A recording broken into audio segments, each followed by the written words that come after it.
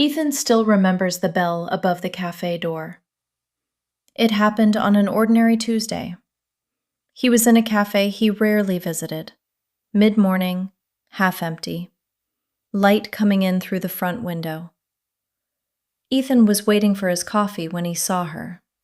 Across the room, 2 tables from the door.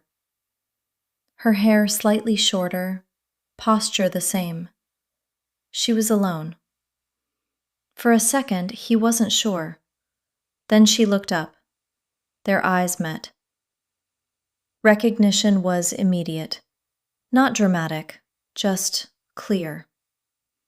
There had been no explosive ending between them, no single argument that defined it, just a gradual thinning. Different priorities, different cities. They had said goodbye properly, or at least formally. Years had passed since then. In the cafe, neither of them moved. Ethan considered walking over. A simple sentence. "Hello." That would have been enough.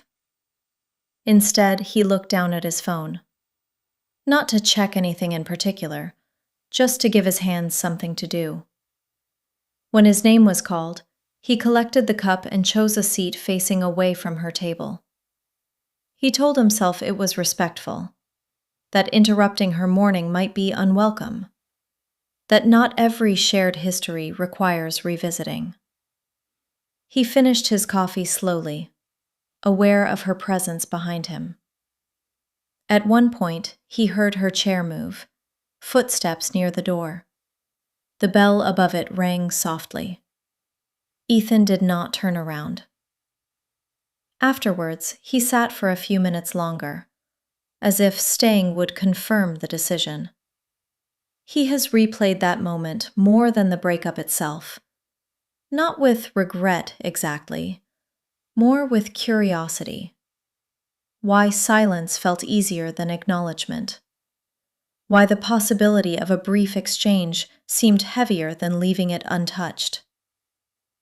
Ethan does not know whether she expected him to come over, whether she would have preferred the interruption. He only knows that he chose absence, not confrontation, not reconciliation, just distance maintained. They may never see each other again, and if they do, the same decision might repeat. He does not frame it as avoidance, more as preservation of who they were, of who they became afterwards. But sometimes, when Ethan thinks about closure, he realizes it is rarely a conversation. Sometimes it is simply the moment when 2 people recognize each other across a room, and one of them chooses not to speak.